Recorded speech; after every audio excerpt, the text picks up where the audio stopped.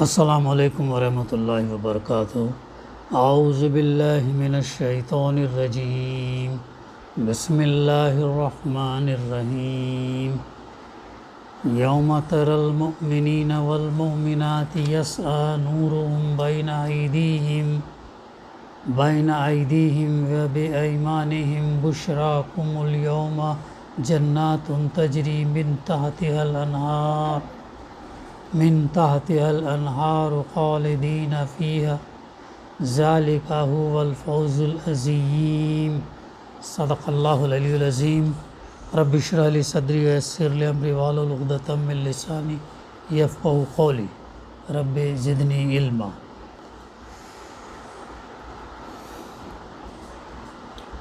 اس دن جب کہ تم مومن مردوں اور عورتوں کو دیکھو گے کہ ان کا نور ان کے آگے آگے اور ان کے دائیں جانب دوڑ رہا ہوگا۔ ان سے کہا جائے گا کہ آج خوشخبری ہے تمہارے لیے، جنتیں ہوں گی جن کے نیچے نہریں بہہ رہی ہوں گی، جن میں وہ ہمیشہ رہیں گے۔ یہی ہے بڑی کامیابی۔ اللہ تعالیٰ کیا بول رہا ہے؟ ذالک هو الفوز العظیم، یہی ہے بڑی کامیابی۔ کس کے لیے بول رہا ہے؟ اس دن کے لیے بول رہا ہے جب ایمان والوں کے آگے آگے اور ان کے دائیں جانب نور دوڑ رہا ہوگا۔ آج خوشخبری ہے تمہارے لیے۔ کیا خوشخبری ہے؟ جنتیں ہوں گی جن کے نیچے نہریں بہہ رہی ہوں گی، جن میں وہ ہمیشہ رہیں گے۔ تو اللہ تعالیٰ بڑی کامیابی اسے کہہ رہا ہے، نہ کہ دنیا کی کامیابی کو کہہ رہا ہے، نہ کسی اور چیز کو کہہ رہا ہے، بلکہ اس کامیابی کو اللہ تعالیٰ بڑی کہہ رہا ہے۔ گزشتہ ہمارے مطالعے میں جو آیت آئی تھی، آیت نمبر 12، جس میں اللہ تعالیٰ نے سوال کیا کون ہے جو اللہ کو قرض دے؟ حالانکہ اللہ کو قرض کی لون کی ضرورت نہیں پڑتی۔ اللہ تو مالک الملک ہے، بادشاہوں کا بادشاہ ہے۔ پوری کائنات جو ہے اللہ سبحانہ وتعالیٰ کی ہے، اور اس کائنات میں ہمارا مقام ایک نقطے کی مانند، ایک پوائنٹ سے بھی کم ہے سمجھو۔ تو اللہ تعالیٰ سوال کر رہا، تو پھر فرمایا اچھا قرض، کس لیے؟ تاکہ اللہ اسے کئی گنا بڑھا کر آخرت کے دن واپس دے، اور اس کے لیے بہترین اجر ہے اس دن جب کہ تم مومن مردوں اور عورتوں کو۔ اب آگے کی جو بات آج کی آیت میں ہم نے تلاوت اور اس کی ترجمانی کی، تو یہ اس کا اجر بڑا اس دن جو ہے قیامت کا دن۔ قیامت کے بعد آخرت برپا ہوگی، سب کے اعمال نامے کھولے جائیں گے، ہر انسان کے ساتھ ایک فرشتہ ہوگا، تو اس کا اعمال نامہ اپنے ساتھ لے کر چلے گا۔ تو انسان وہ اعمال نامہ دیکھ کر کہے گا یہ کیسا اعمال نامہ ہے؟ اس نے ذری بھی چھوٹی نیکی یا چھوٹی بدی گناہ کو بھی نہیں چھوڑا، ہر چیز اس کے اندر لکھی ہوئی ہے، درج ہے، تو کیسا اعمال نامہ ہے کہے گا۔ تو اس دن جب کہ تم مومن مردوں اور عورتوں کو دیکھو گے، مومن جو ایمان لائے، عمل صالح کیا، اللہ کے راستے میں قربانیاں پیش کی، جانیں دی، مال دی، سب کچھ اللہ کے لیے، مصیبت تکلیف برداشت کری، یہ تمام اللہ تعالیٰ جو ہے اس دن ان کو اس کا اجر دے گا۔ تو یہ مومن مرد اور عورتوں کو دیکھو گے کہ ان کا نور جو ہے ان کے آگے آگے اور ان کے دائیں جانب دوڑ رہا ہوگا۔ حشر کا جو میدان ہوگا اندھیرا ہوگا، حشر کا جو میدان ہوگا اندھیرا ہوگا، اور وہاں پر نفسا نفسی کا عالم ہوگا۔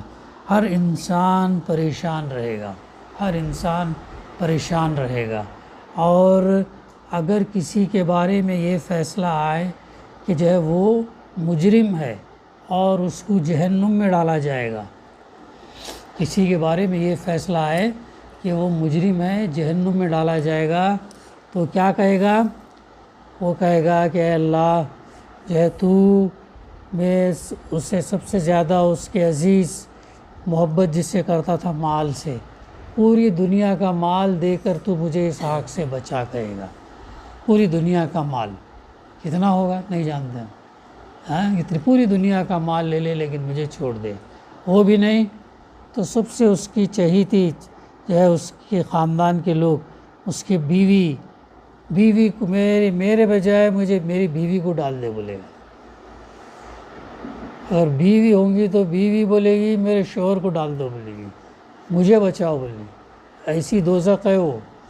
دوزخ ایسی آگ نہیں ہے، ایسی ہوگی کہ یہاں انسان جس کو جتنا چاہتا وہ اگر مجرم ٹھہرا تو بولے گا کہ پہلے میری بیوی کو ڈالو بولے گا، پھر اس کے بعد میں جو میرے بچے ہیں ان بچوں کو سب کو ڈالو بولے گا، لیکن مجھے چھوڑ دو بولے گا. کیا بولیں گے ابھی؟ بچوں کو تو یہاں پہ اتنا چاہا جاتا ہے، یہ ہوتا ہے، لیکن وہاں پر اگر ایسا معاملہ آ گیا تو بولے گا بیوی کو ڈالو، بچوں کو ڈالو، یہاں تک کہ ماں کو باپ کو بھی ڈالو بولے گا، ماں باپ کو بھی ڈال دو بولے گا، بھائی کو بھی ڈال دو بولے گا، بہنوں کو بھی ڈال دو بولے گا، سب کو ڈالو لیکن مجھے جو ہے بچاؤ بولے. ایسا ہوگا. دوزخ کی آگ جو ایسی خطرناک ہوگی. تو اس دن جب یہ ایسا منظر ہوگا، لوگ جو ہے اس دن اللہ تعالیٰ سورہ غاشیہ میں فرماتا کچھ لوگوں کے چہرے جو ہے بارونق ہوں گے، کچھ لوگوں کے چہرے جو ہے ڈرے ہوئے سہمے ہوئے ہوں گے، نشے میں ہوں گے، جیسے کہ شراب پینے کے بعد یا جو غنودگی یا کچھ سمجھ میں نہیں آ رہا، ایسے جو ہے ان کے چہرے ہوں گے. کیونکہ وہاں پر پورے انسان آدم علیہ السلام سے لے کر آخری انسان کو جمع کیا جائے گا، پورے انسانوں کو جمع کیا جائے گا، اور پورے انسانوں کو 2 حصوں میں بانٹا جائے گا. 2 حصے کیا ہوں گے وہ؟ ایک نیک عمل کرنے والے، اچھے کام کرنے والے، دوسرے برے کام کرنے والے. ایسا بانٹا جائے گا، دونوں بانٹا جائے گا، ایک ایمان والے اور دوسرے انکار کر. تیسرا یہ نہیں رہے گا. ہوں گے بھی تو منافقین ہوں گے، اور وہ لوگوں کو اللہ تعالیٰ کافروں کے ساتھ ہی ان کو یہ کرے گا. تو ایسے اس میں سورہ واقعہ میں بھی ہم کو اس کا تذکرہ ملتا ہے. تو مفسر لکھتے ہیں اس آیت اور بعد والی آیت سے معلوم ہوتا کہ میدان حشر میں نور یعنی روشنی صرف مومنین، صالحین یعنی نیک لوگوں کے لیے مخصوص ہوگی. رہے کفار، منافقین، فساق، فجار تو وہ وہاں بھی اسی طرح تاریکی میں اندھیرے میں بھٹک رہے ہوں گے جس طرح دنیا میں بھٹک رہے تھے. دنیا میں روشنی کیا ہے؟ دنیا میں روشنی لائٹ کیا ہے؟ اللہ کی کتاب ہے، اللہ کے رسول صلی اللہ علیہ وسلم کی تعلیمات ہے. اس کے مطابق اگر ہم زندگی گزاریں گے تو اس روشنی میں ہم زندگی گزاریں.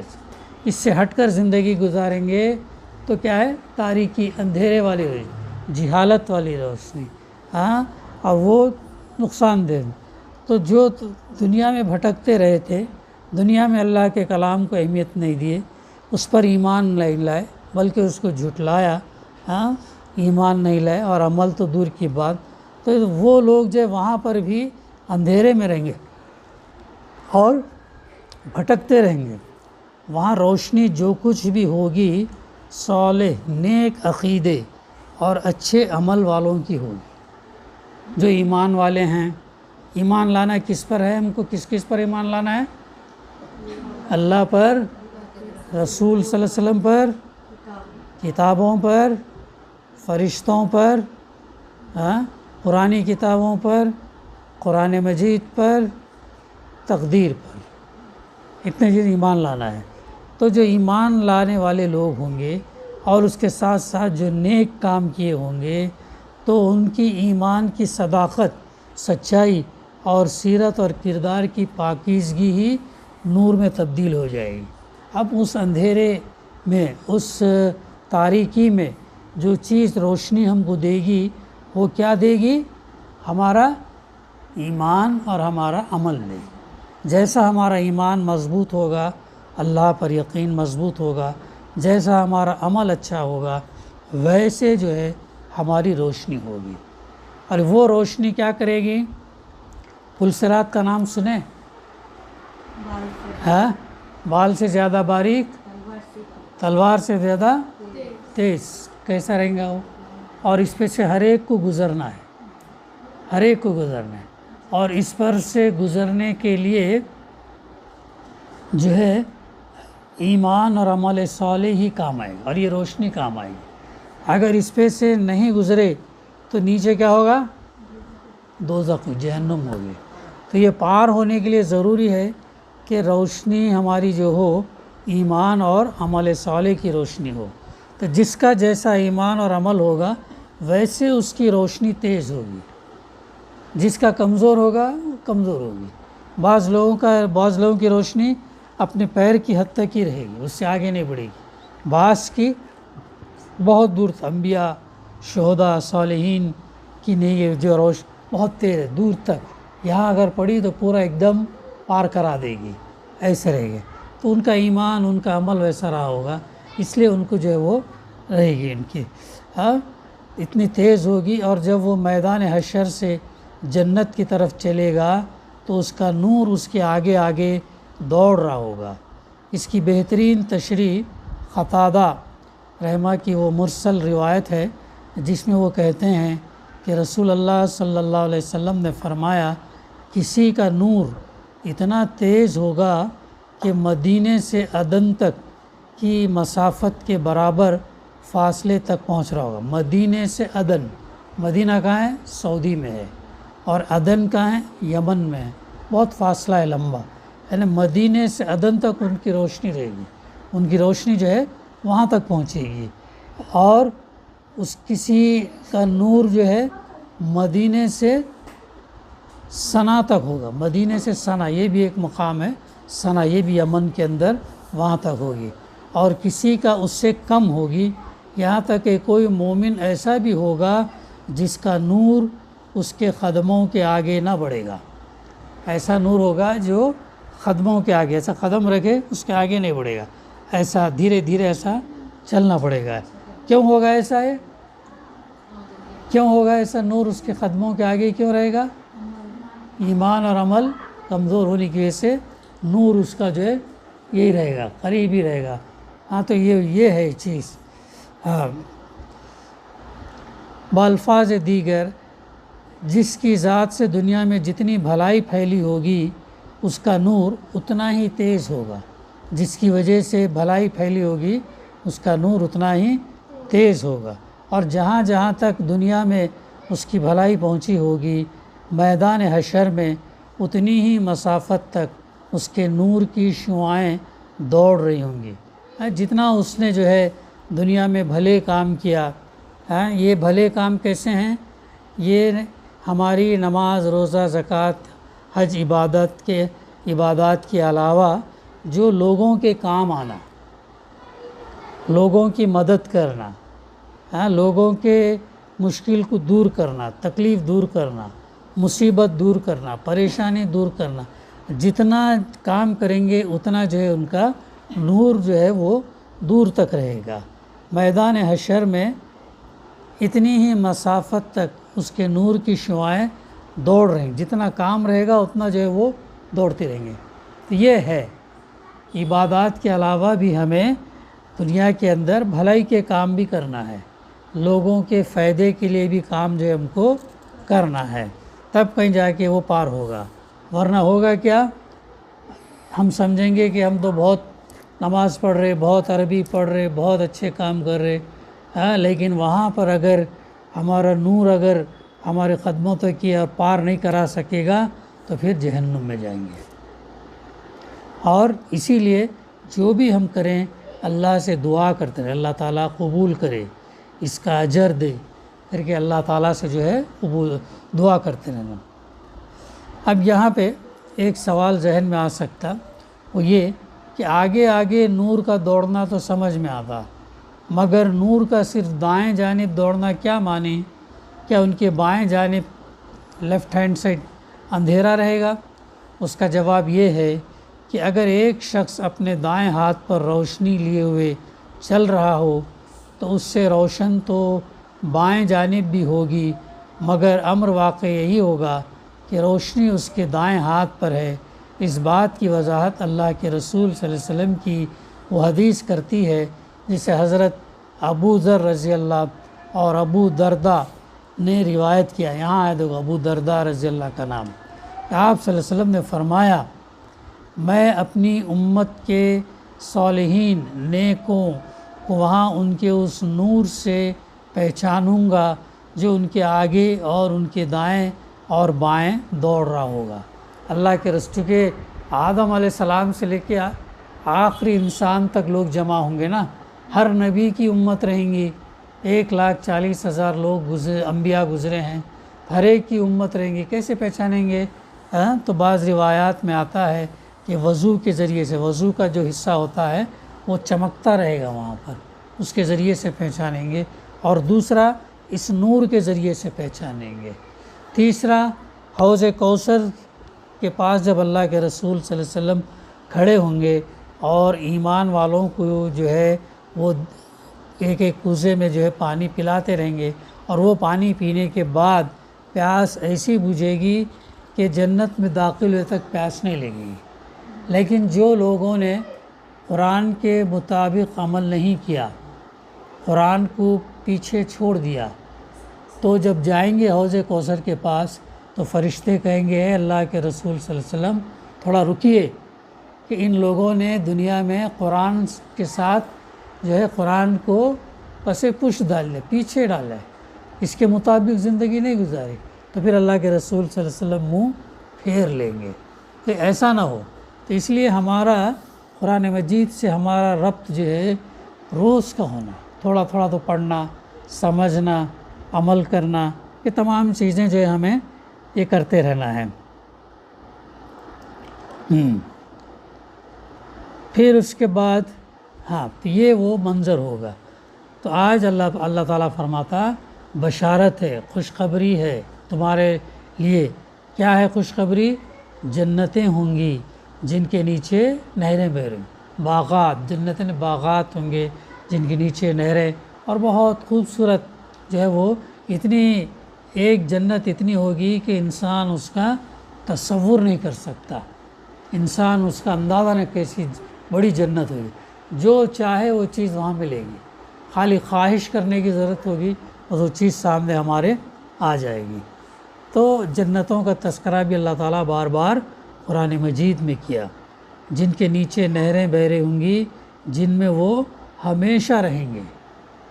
یہاں کی زندگی کیا ہے؟ عارضی زندگی، ٹیمپرری، اور آخرت کی زندگی ہمیشہ رہنے والی، موت نہیں ہے وہاں پر، آئے گی تو جب تمام چیزیں اللہ تعالیٰ موت دے گا جب آئے گی، ہمیشہ کی زندگی۔ جہنم میں جائیں گے تو ہمیشہ رہنا ہے، جنت میں جائیں گے تو ہمیشہ رہنا ہے، دونوں زندگیاں ہمیشہ رہیں گی۔ تو اللہ تعالیٰ اس جنت میں جانے والی زندگی کے بارے میں اللہ تعالیٰ فرماتا ذالک هو الفوز العظیم، یہی بڑی کامیابی، یہ ہے جو ہے بڑی کامیابی۔ آج انسان کیا سمجھتا ہے بڑی کامیابی کو؟ کوئی بہت بڑا یہ بن گیا، مالدار کاروبار آدمی بن گیا، دولت، تعلیم، عزت، پیسہ، اقتدار، وہ چیزیں اس کو، لیکن یہ نہیں۔ اگر یہ چیزیں حاصل ہونے کے بعد اگر خدا نہ خواستہ آخرت میں جنت دوزخ میں چلے گئے تو کیا ہوگا؟ پھر سارا کا کیا کا کرا دھرا رہ جائے گا۔ تو اصل کامیابی، اصل آخرت پر ہم کو فوکس کرنا ہے کہ ہم وہاں پر کامیاب ہوں، یہاں کا تو معاملہ گزر جائے گا، لیکن اصل کامیابی کی طرف جو ہم کو جانا چاہیے، اور اس کے لیے ہمیں محنت کرنا چاہیے۔ اب آگے اللہ تعالیٰ فرماتا یوم یقول المنافقون والمنافقات للذین آمنوا انظرونا نقتبس من نورکم قیل ارجعوا وراءکم فالتمسوا نور۔ اس روز منافق مرد، منافق کسے کہتے ہیں؟ ایک تو کافر ہو گئے جو لوگ ایمان نہیں لاتے، اللہ پر، رسول پر، آخرت پر ایمان نہیں لاتے، تو منافق کون ہوئے پھر؟ منافق ظاہر میں مسلمان ہے لیکن اندرون میں مسلمان نہیں ہے، اسے منافق کہتے ہیں۔ اور ان کا درجہ قرآن مجید میں اللہ تعالیٰ کیا بتایا؟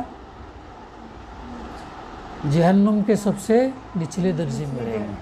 حالانکہ یہ منافق لوگ نماز بھی پڑھتے تھے، روزہ بھی رکھتے تھے، زکوٰۃ بھی دیتے تھے، حج بھی کرتے تھے، لیکن ایمان دل سے نہیں لائے، ظاہر میں تھا، دکھاوا تھا، ریا تھا، نام نمود شہرت کے لیے ہم مسلمان کہیں ہم، لیکن عمل سے نہیں تھے وہ لوگ۔ تو ایسے لوگ، تو یہ جو منافق مرد اور عورتوں کا حال اللہ تعالیٰ یہاں پہ تذکرہ کر رہا ہے، یہ ہوگا کہ وہ مومنوں سے کہیں گے، جو لوگ ایمان لائے عمل صالح کر کے جو ہے وہ جنت کی طرف جا رہے، ان لوگوں سے کہیں گے ذرا ہماری طرف دیکھو تاکہ ہم تمہارے نور سے کچھ فائدہ اٹھائیں۔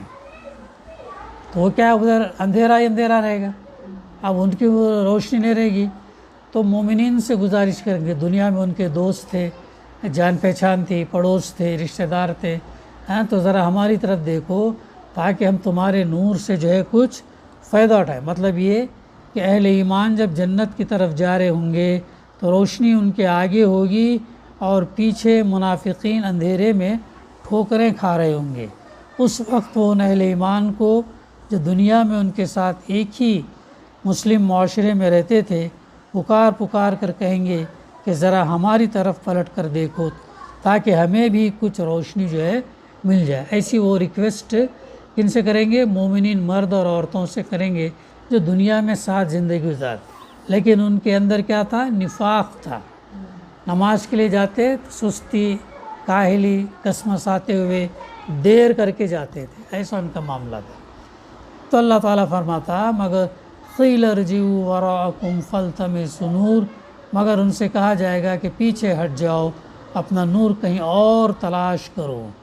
فضرب بینہم بسور لہ باب، پھر ان کے درمیان ایک دیوار حائل کر دی جائے گی جس میں ایک دروازہ ہوگا، بسور لہ باب، جس میں ایک دروازہ ہوگا، باطنہ فیہ الرحمۃ وظاہرہ من، اس دروازے کے اندر رحمت ہوگی اور باہر جو ہے عذاب۔ اس کا مطلب یہ ہے کہ اہل جنت اس دروازے سے جنت میں داخل ہو جائیں گے اور دروازہ بند کر دیا جائے گا۔ دروازے کے ایک طرف جنت کی نعمتیں ہوں گی اور دوسری طرف دوزخ کا عذاب ہوگا۔ منافقین کے لیے اس حد فاصل کو پار کرنا ممکن نہ ہوگا جو ان کے اور جنت کے درمیان حائل ہوگی۔ یہ جو ہے وہیں پر دونوں دروازے ہوں گے، جنت میں جانے والوں کے لیے الگ دروازہ، عذاب میں جانے والوں کے لیے، جہنم میں جانے والوں کے لیے الگ دروازہ ہوگا۔ تو اس دروازے کے اندر رحمت ہوگی اور باہر عذاب ہوگا۔ وہ مومنوں سے پکار پکار کر کہیں گے کیا ہم تمہارے ساتھ نہ تھے؟ ظاہر ہے ہمارے معاشرے میں رہتے ہیں، ہر قسم کے لوگ رہتے ہیں، کافر ہیں، منافق ہیں، ضعیف ایمان والے، ایمان والے، سب رہتے ہیں۔ پکار پکار کر کہیں گے کیا ہم تمہارے ساتھ نہ تھے؟ یعنی کیا ہم تمہارے ساتھ ایک ہی مسلم محلے میں شامل نہ تھے؟ کیا ہم کلمہ گو نہ تھے؟ کیا تمہاری طرح ہم بھی نمازیں نہ پڑھتے تھے، روزے نہ رکھتے تھے، حج اور زکوٰۃ ادا نہ کرتے تھے؟ کیا تمہاری مجلسوں میں ہم شریک نہ ہوتے تھے؟ تمہارے ساتھ ہماری شادی بیاہ اور رشتہ داری کے تعلقات نہ تھے؟ پھر آج ہمارے اور تمہارے درمیان یہ جدائی کیسی پڑ گئی؟ اب وہ سوال کریں گے وہاں پہ، حالانکہ ان کو معلوم رہے گا کہ ہمارے اندر جو تھا ایمان کمزور تھا، صحیح پکے مسلمان نہیں تھے، ہم ایمان نہیں لائے تھے، دکھاوے کا ڈھونگ ہم رچ رہے تھے، اس کے باوجود بھی یہ کریں گے انہوں۔ تو آگے تو یہ لوگ کیا کہیں گے؟ مومن لوگ کیا جواب دیں گے؟ ہاں تم ہمارے ساتھ رہتے تھے مگر تم نے اپنے آپ کو خود فتنے میں ڈالا، تم نے جو ہے ساتھ ہمارے رہتے تھے لیکن تمہارے اندر نفاق تھا، تم اپنے آپ کو فتنے میں ڈالا، یعنی مسلمان ہو کر بھی تم سچے مسلمان نہ بنے، ایمان اور کفر کے درمیان لٹکتے رہے، جس کا پلڑا بھاری ہے ادھر جھک جائے، کافروں کا زور زیادہ ہوا تو کافروں کی طرف جھک جائے، مسلمانوں کا زور زیادہ ہوا تو مسلمانوں، یہ دوغلاپن نہیں چلتا ہے۔ یہ کیا ہے؟ یہ دوغلاپن نہیں چلتا، یہ جو ہے ایک ہی رہنا چاہیے، ادھر یا ادھر،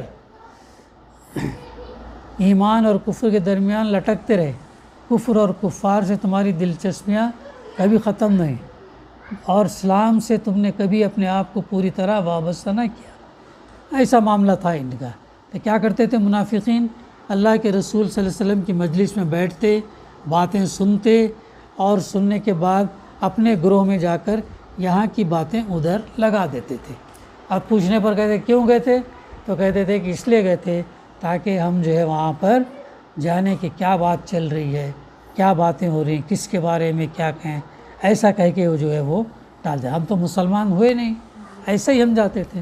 ایسا دوغلا پن تھا کہ دوغلا پن اسلام میں جو ہے نہیں ہے، ایک سائڈ نہیں ہے، ادھر یا ادھر، آر یا پار، ادھر بھی ادھر بھی، دو کشتی میں پیر نہیں رکھ سکتے۔